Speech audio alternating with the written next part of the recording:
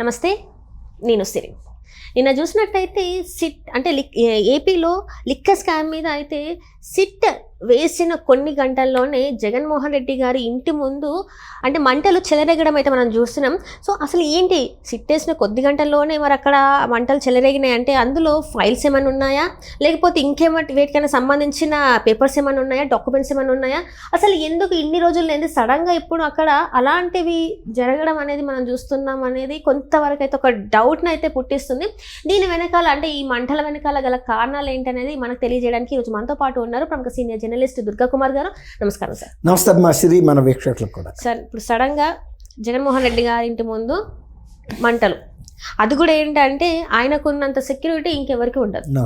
అట్లాంటి ఈ మాజీ ముఖ్యమంత్రి కూడా ఆయన అట్లాంటి వ్యక్తి ఇంటికి సమీపంలోనే కావచ్చు, ఇంటి దగ్గరలోనే కావచ్చు, మంటలు చెలరేగడం అంటే అంత ఆషామాషి వ్యవహారం కాదు. కానీ కొంతవరకు ఏంటంటే సిట్ వేసిన కొద్ది గంటల్లోనే ఈ మంటలు స్టార్ట్ అయినాయి అంటే మరి అందులో ఏమైనా ఫైల్స్ ఉన్నాయా, బయట పడితే ఏమైనా ముందే వీళ్ళు ఊహించి ఇట్లాంటివి ఏమైనా చేసిండు అనే డౌట్ కూడా వస్తుంది. నేను అనడం కాదు, సోషల్ మీడియాలో అయితే బాగా వైరల్ అవుతుంది. మరి దీని మీద మీ స్పందన ఏంటి సార్? అవునమ్మా, ఇది చాలా హాస్యాస్పదంగాను వివాదాస్పదంగా కూడా ఉంది ఈ సంఘటన. ఎందుకంటే మీరు అన్నట్టు మధ్య కుంభకోణం మీద రాజశేఖర్ బాబు అని విజయవాడ సిపి గారి ఆధ్వర్యంలో, తర్వాత మన సుబ్బారాయుడు గారు అందులో మెంబరు, తర్వాత ఈ ఎర్రసందనం అక్రమ దీనికి సెల్కి సంబంధించిన అధికారి, తర్వాత డోన్ డిఎస్పీ, ఇంకా కొంతమంది అధికారులు, అంటే 6 పోలీసు అధికారులు వివిధ క్యాడర్లకు చెందిన వ్యక్తులతో వేశారు. అది వేసిన కొద్ది గంటల్లోనే జగన్మోహన్ రెడ్డి గారి ఇంటి సమీపంలో కొందరేమో 2 కిలోమీటర్లో జరిగింది అంటున్నారు, కొంతమంది ఇంటి ముందు అని అంటున్నారు. అది బుధవారం రాత్రి జరిగినట్టు కొన్నిసార్లు వస్తుంది, గురువారం పొద్దున్న జరిగినట్టు కొన్నిసార్లు వస్తుంది. తర్వాత అది ఆయన ప్రాణాపాయం అని కూడా వైఎస్ఆర్సీపీ సోషల్ మీడియా ఆయనకు ప్రాణహాని తలపెట్టడానికి కూడా ఇది జరిగిందని చెప్తున్నారు. ఇవన్నీ కూడా ఒకదానికొకటి పరస్పరం పొంతన లేని అంశాలు ఉన్నాయి. తర్వాత ఇది జరిగిన ఈ చిన్న ఫైర్ యాక్సిడెంట్ జరిగిన ప్రదేశం పచ్చగడ్డి పచ్చ మొక్కల మధ్యలో జరిగిందని చెప్తున్నారు. పచ్చగడ్డి నిప్పంటుకోదు అసలు కాని పరిస్థితి. ఏమైనా పేపర్లు మీరు అన్నట్టు దానికి సంబంధించిన ఫైళ్ళు, కాగితాలు, ఆయన డైరీలు అని చెప్తున్నారు.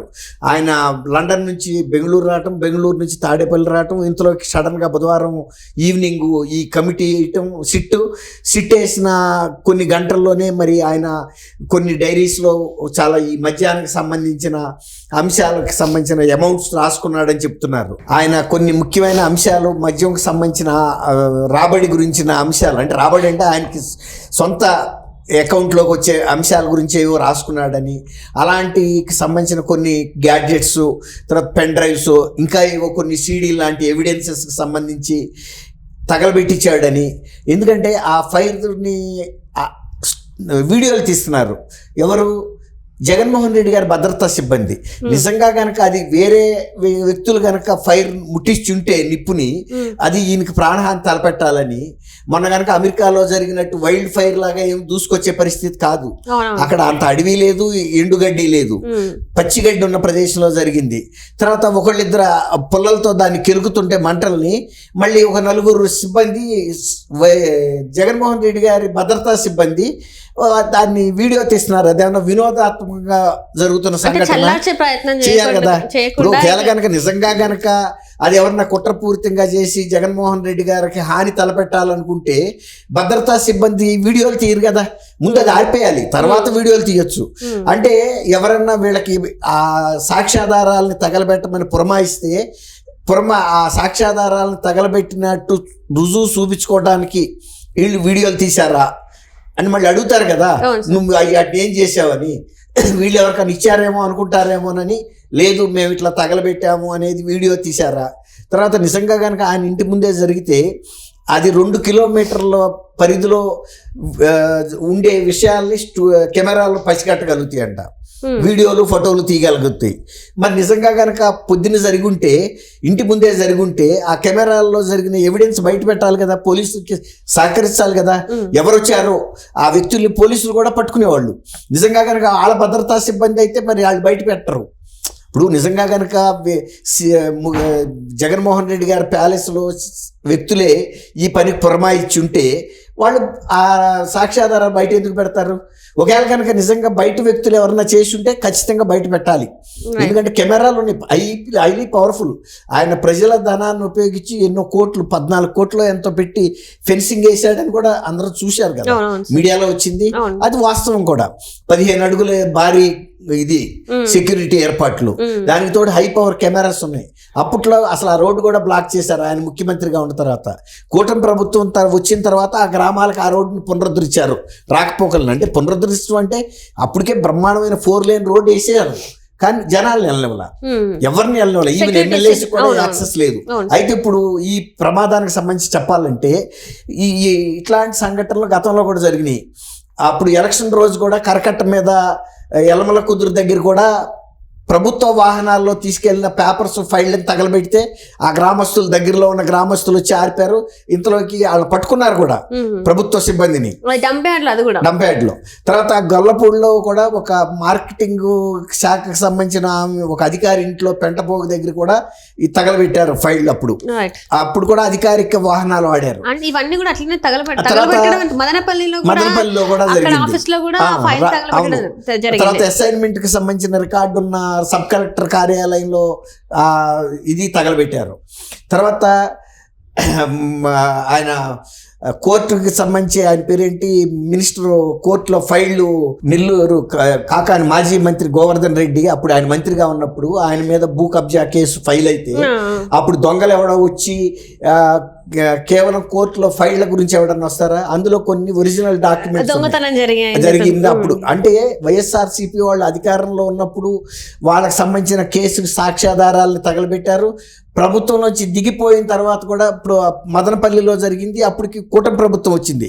ఆ రోజు కూటమి ప్రభుత్వం డీజీపీని, రెవెన్యూ శాఖ ప్రిన్సిపల్ సెక్రటరీ సిసోడియా గారిని హెలికాప్టర్ ఇచ్చి మరీ పంపించారు. అట్లా జరిగింది. కాబట్టి ఇప్పుడు నిజంగా కనుక జగన్మోహన్ రెడ్డి గారు బంగ్లా దగ్గర జరిగినటువంటి, ప్యాలెస్ దగ్గర జరిగినటువంటి ఈ అగ్ని ప్రమాదం కనుక కుట్రపూరితంగా జరిగితే కూడా వైఎస్ఆర్సీపీ నాయకులు బయట పెట్టాలి. ఎందుకంటే నిజంగా కనుక అది బయట వ్యక్తులు చేస్తే, ఒకవేళ వాళ్ళ ప్యాలెస్ వాళ్ళు చేసినా కూడా బయట పెట్టాలి. ఎందుకంటే అది ఒక వివాదాస్పదం అయింది.